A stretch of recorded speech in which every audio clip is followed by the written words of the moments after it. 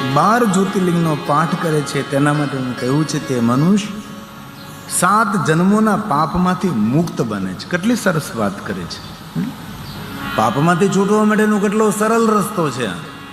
12 જ્યોતિર્લિંગના નામ બોલી નાખે એટલે માણસ 7 જન્મોના પાપમાંથી મુક્ત બને. શિવ મહાપડ ગ્રંથમાં એવું પણ કહ્યું છે, પ્રાતકાલ શિવ દ્રષ્ટવા નિશિ પાપ વિનશ્યતિ. જ્યારે માણસ પ્રાતકાલ મહાદેવનું દર્શન કરે છે, રાત્રિભર કરેલા પાપોમાંથી મુક્ત થાય.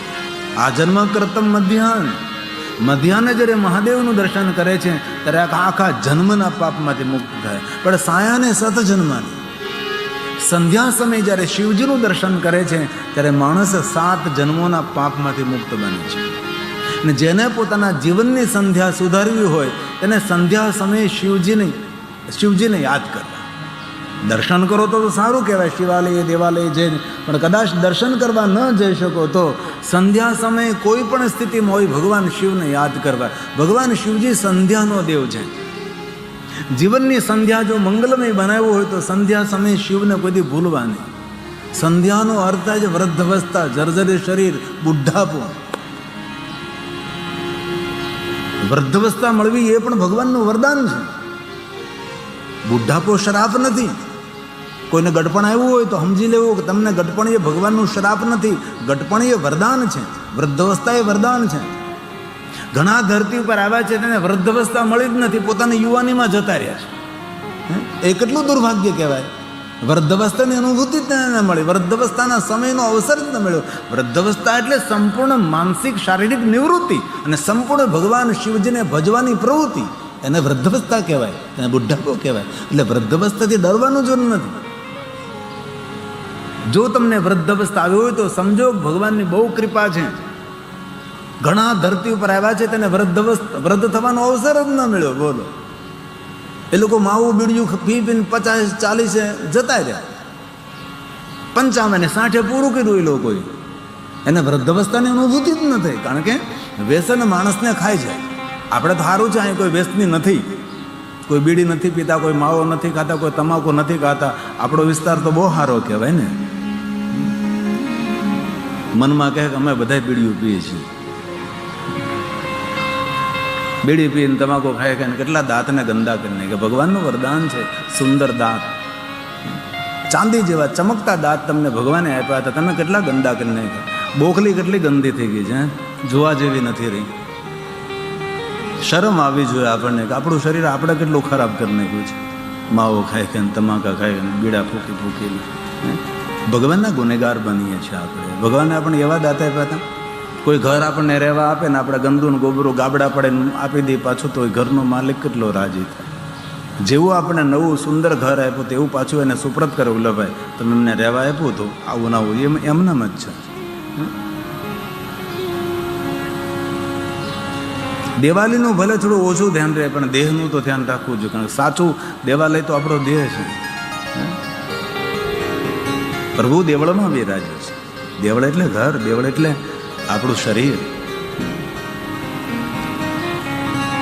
તેથી જીવનની સંધ્યાને જો મંગલમય કરવી હોય તો સંધ્યા સમયે શિવજીને ભૂલવાનું.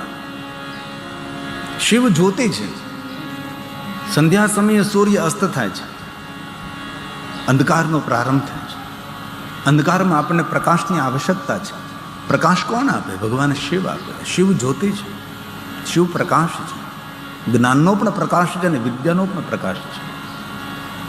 શિવને ભજનારો માણસ કોઈ દે અજ્ઞાનના અંધકારમાં દુઃખી ન થાય. શિવનું ભજન કરવાથી જ્ઞાનની વૃદ્ધિ થાય અને જ્ઞાન ઉદ્ભવે છે.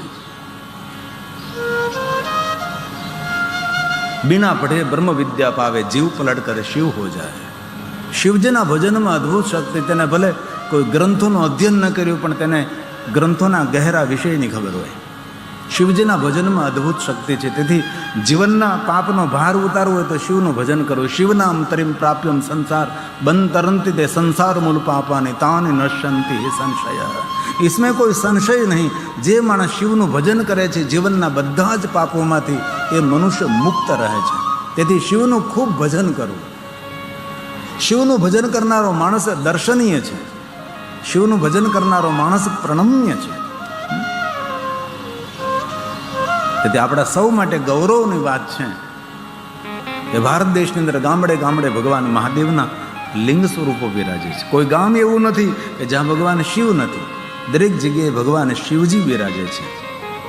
શિવ મહાપડ ગ્રંથની અંદર કટ્ટરતા પણ ઊભી કરી છે. ભગવાન વ્યાસજીએ તો સ્પષ્ટ કહી દીધું કે જે ગામમાં શિવાલય ન હોય એ ગામનું અન્ન પણ નહીં લેવાય, એ ગામનું પાણી પણ ન પીવાય, એ ગામ સામે નજર પણ ન કરાય. જે ગામમાં શિવાલય ન હોય, જેના ઘરમાં શિવની પૂજા ન હોય તેનું અન્ન અગ્રાહ્ય કહેવાય. જેના ઘરનું જલ પણ અગ્રાહ્ય કહેવાય છે. જેના ઘરમાં મહાદેવની પૂજા ન હોય એ ઘર નથી, એ અપવિત્ર સ્થાન છે. જેના મુખમાં શિવજીનું નામ ન હોય એવા માણસોનું મુખ પણ, આવા બધા શ્લોકો છે. ભગવાન વ્યાસે આટલી બધી શિવજી પ્રત્યે વાતો કરી છે, કારણ કે શિવજીને પ્રધાન દેખાડવા છે, શિવજીને મૂળ દેવતાનું દર્શન કરાવવું છે. અને વાસ્તવિકતા છે, શિવજી મૂળ દેવતા છે. વિશ્વના બધા દેવતાઓ ભગવાન મહાદેવની ઉપાસના કરે છે. વિશ્વના દરેક ઋષિમુનિઓ ભગવાન મહાદેવની ઉપાસના કરે છે. તમે લિંગાવલીમાં જોયું તો બધા ઋષિઓ પોતાના કરકમલો દ્વારા ભગવાન મહાદેવના લિંગ સ્વરૂપની સ્થાપના કરે છે. દરેક દેવતાઓએ પોતાના કરકમલો દ્વારા ભગવાન મહાદેવના લિંગ સ્વરૂપની સ્થાપના કરી છે. ભગવાન રામજી એક શિવલિંગની સ્થાપના નથી કરી. ભગવાન રામજી અગણિત લિંગોની સ્થાપના કરી છે.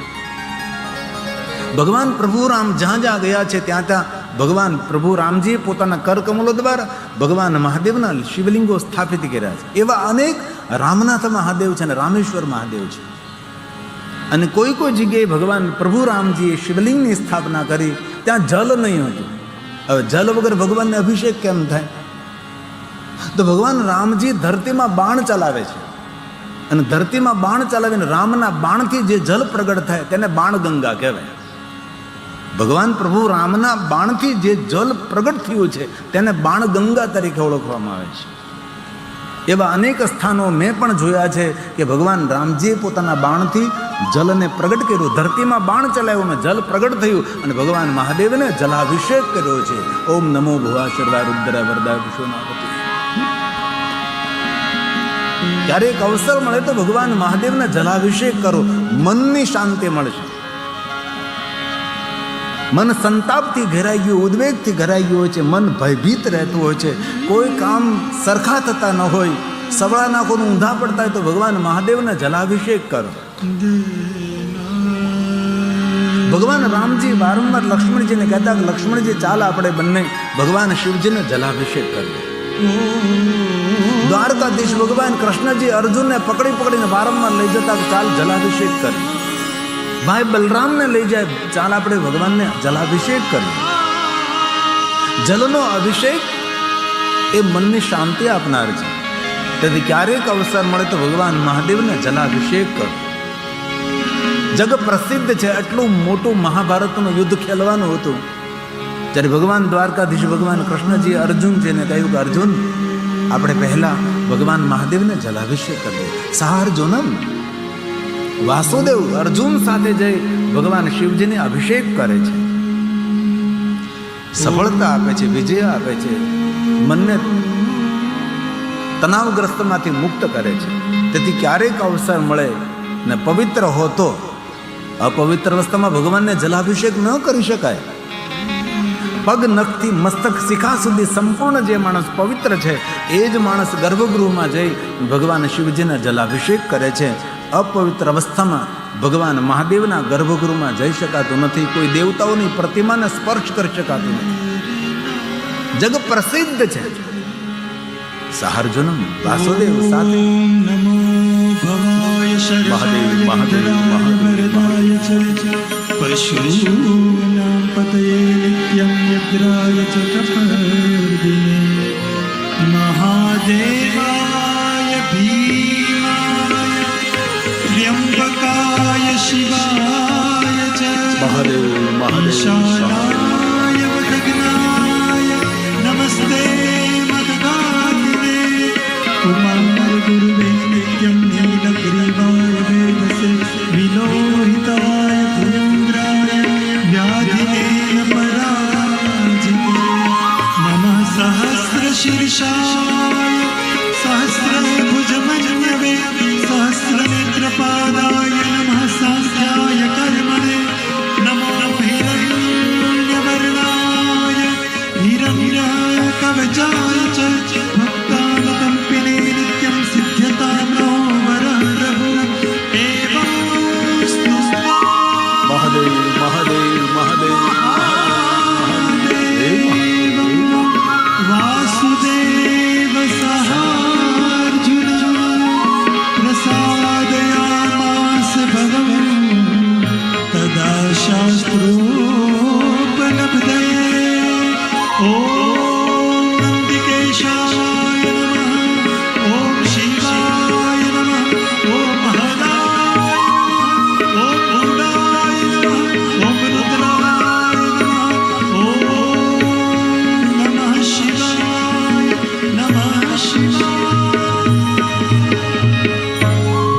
મહર્ષિ વેદ વ્યાસે કહ્યું, કાંઈ કોઈ પણ જગ્યાએ ભગવાન મહાદેવનું લિંગ સ્વરૂપ હોય, આજુબાજુ કોઈ જલાશય હોય, એ જલ સામાન્ય જલ નથી. પછી તળાવ હોય, સરોવર હોય, કૂપ હોય કે વાવડી હોય, એ જલને કહ્યું શિવ ગંગેતી વિજ્ઞયમ. તેને શિવ ગંગા જલ કહેવાય છે. શિવસ્ય વચનમ યથા. ભગવાન મહાદેવજી વચન આપેલું છે કે કોઈ પણ જગ્યાએ ભગવાન મહાદેવનું લિંગ સ્વરૂપ વિરાતો શિવસ્ય વચન. ભગવાન મહાદેવે વચન આપ્યું છે કે એ જલને સામાન્ય જલ નહીં સમજવું, એ જલ એ ગંગા જલ છે. શિવ ગંગેતી વિજ્ઞયમ. કોઈ પણ જગ્યાએ ભગવાન મહાદેવનું લિંગ સ્વરૂપ હોય અને ત્યાં જ ભગવાન શિવજીની સ્થાપના હોય, ભૂગર્ભમાં જલ હોય. આમ તો નિયમ પણ એવો છે શાસ્ત્ર સંમત કે ભૂગર્ભમાં જલ ન હોય ત્યાં લિંગની સ્થાપના ન કરવી.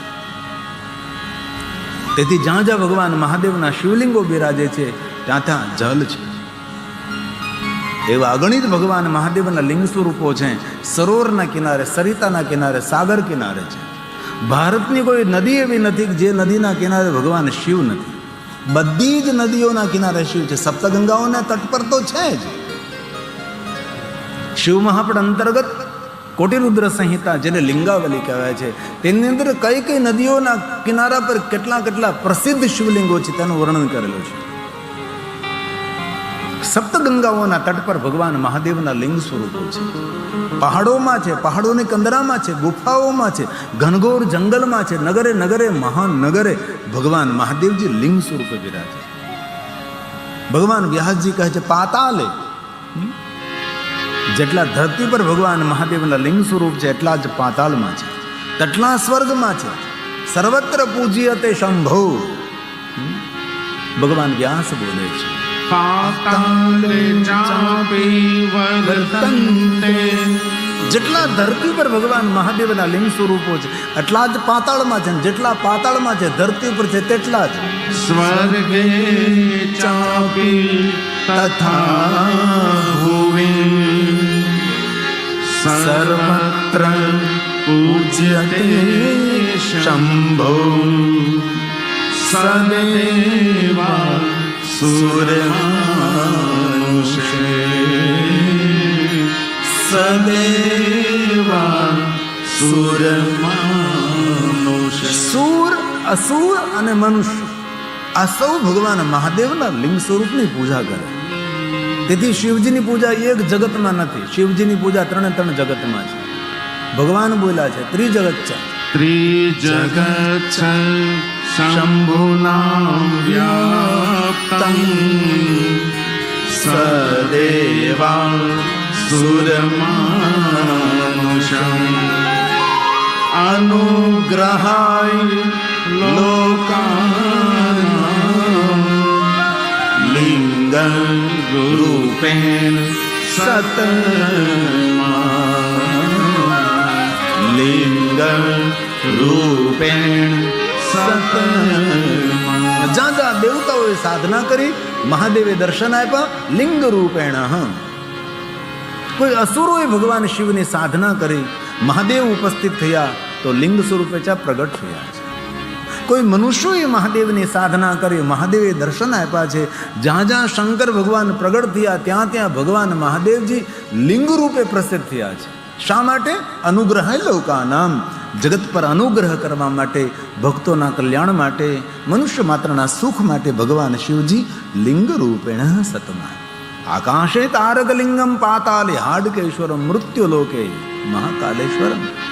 સર્વલિંગ ત્રિલિંગ નમસ્તુતે. તેથી દરેક શિવલિંગોની કોઈને કોઈ કથા હોય છે. તેથી જ્યારે જ્યારે સમય મળે ત્યારે ભગવાન મહાદેવના લિંગ સ્વરૂપનું દર્શન કર્યું. જો કોઈ સવારમાં પ્રાતકાલ મહાદેવનું દર્શન કરે છે વિધિ કરમ, એ તો આપણા સૌનું કર્તવ્ય છે. જે પ્રાતકાલે ભગવાન શિવનું દર્શન નથી કરતો એ પ્રકૃતિના ઋણમાં રહે છે. પ્રકૃતિ એટલે માતા ધરતી ધારણ કરે છે, આપણને નિભાવે છે. વૃક્ષો બધા પ્રાણ આપે, જીવન આપે છે, આપણને પ્રાણવાયુ આપે છે. આકાશ અનુગ્રહ કરે, સૂર્ય પ્રકાશ આપે, ચંદ્ર શીતળતા આપે છે. આ પ્રકૃતિના ઋણમાંથી મુક્ત થવું હોય તેને પ્રાતકાલે ભગવાન શિવજીનું સ્મરણ કરવું અથવા પ્રાતકાલ ભગવાન મહાદેવનું અર્ચન કરવું, પૂજન કરવું, દર્શન કરવું. જે માણસ પ્રાતકાલ ભગવાન મહાદેવનું પૂજન અર્ચન દર્શન કરી શકતો નથી એ પ્રકૃતિના ઋણમાં રહે છે. તેથી સવારમાં આંખ ખુલે બ્રહ્મ મુહૂર્તમાં તો એ સમયે ભગવાન શિવનું ખૂબ સ્મરણ કરવું. પ્રકૃતિના ઋણમાંથી જીવાત્મા મુક્ત રહે છે. મધ્યાહને કામે કમ, જ્યારે મધ્યાહને ભગવાન શિવને યાદ કરીએ છીએ ત્યારે ભગવાન શિવજી આપણી કામનાની પૂર્તિ કરે છે. તેથી શિવજીની પૂજા મધ્યાહને થાય છે. 12 વાગે શંકરની આરતી થાય. દિવસના 12 વાગે પણ ભગવાન મહાદેવની પૂજા આરતી આપણે કરીએ છીએ અને રાત્રના 12 વાગે પણ ભગવાન શિવજીની પૂજા આરતી કરીએ છીએ. જે રાતના 12 વાગે મહાદેવનું દર્શન કરે તેના જીવનમાં અજ્ઞાનરૂપી દુઃખરૂપી અંધકાર ના આવે અને દિવસના 12 વાગે જે શિવજીનું દર્શન કરે, પૂજન કરે, અર્ચન કરે છે તેનો હંમેશા સૂરજ ચમકતો રહે. જ્ઞાન ભક્તિ વૈરાગ તેના જીવનમાં સૂર્યની જેમ પ્રકાશિત રહે છે. તેથી દિવસના 12 વાગે શંકર ભગવાનના દર્શનનો મહિમા છે. રાત્રિના 12 વાગે કોઈ દેવનું દર્શન ન કરી શકાય. રાત્રિના 12 વાગે મહાદેવનું દર્શન થઈ શકે છે. મહાદેવની પૂજા રાતના 12 વાગ્યા તો 3 વાગ્યા સુધી કરી શકાય છે. શિવજી એક એવા દેવ છે 24 કલાક કોઈ પણ માણસ કોઈ પણ સમયે શિવજીનું પૂજન અર્ચન દર્શન કરી શકે છે. 24 કલાક જાગતો રહેતા દેવ એ જે ભગવાન મહાદેવ છે. કોઈ પણ સમયે કોઈ પણ માણસ શિવજી પાસે જઈ શકે છે પણ દુર્ભાગ્ય મનુષ્યો જતા નથી. શિવજી 24 કલાક આપણે રાહ જોવે છે કે એકવાર તો મારી પાસે આવ, તારી ભાગ્યરેખા બદલી નાખો તો હું મહાદેવ નહીં, પણ આપણે જતા જ નથી. ભાગ્યે જ કોઈ માણસો છે જે શિવાલયે રોજ ભગવાન